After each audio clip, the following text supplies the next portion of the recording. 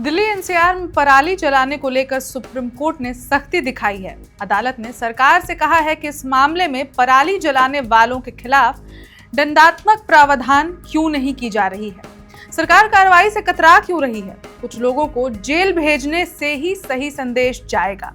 अब क्या है पूरा मामला, सुप्रीम कोर्ट ने आदेश में क्या क्या कहा है, जानते हैं आज की इस खबर में।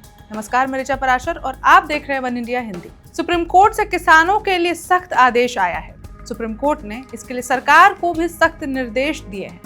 चीफ जस्टिस BR गवई ने कहा कि हम किसानों का सम्मान करते हैं क्योंकि वो हमें खाना देते हैं, लेकिन किसी को भी पर्यावरण को दूषित करने की अनुमति नहीं दी जा सकती है। किसानों के लिए दंडात्मक प्रावधान क्यों नहीं। सुप्रीम कोर्ट ने केंद्र सरकार से कहा कि आप किसानों के लिए कुछ दंडात्मक प्रावधान के बारे में क्यों नहीं सोचते। अगर कुछ लोग जेल में होंगे तो इससे सही संदेश जाएगा। अगर पर्यावरण की रक्षा करने का आपका सच्चा इरादा है तो फिर आप एक्शन लेने से क्यों कतरा रहे हैं। अदालत ने कहा कि देश में किसानों का एक विशेष स्थान है, लेकिन इसका मतलब ये नहीं कि वे इसका फायदा उठाएं। सरकार इस पर फैसला ले, नहीं तो अदालत आदेश जारी कर देगी। गलती करने वाले अधिकारियों की तो बात ही छोड़ दीजिए, क्योंकि हर किसान पर नजर रखना अधिकारियों के लिए मुश्किल है।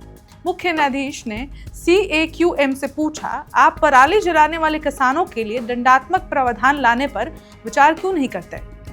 पराली से दिल्ली की हवा होती है जहरीली। दिल्ली के पड़ोसी राज्यों में पंजाब और हरियाणा में हर साल अक्टूबर और नवंबर में पराली जलाने की घटनाएं सामने आती हैं, जिसकी वजह से दिल्ली की हवा जहरीली हो जाती है। किसान पराली को खेतों से हटाने के लिए इसे जला देते हैं, जबकि पराली हटाने का विकल्प विशेष मशीनों का इस्तेमाल होता है।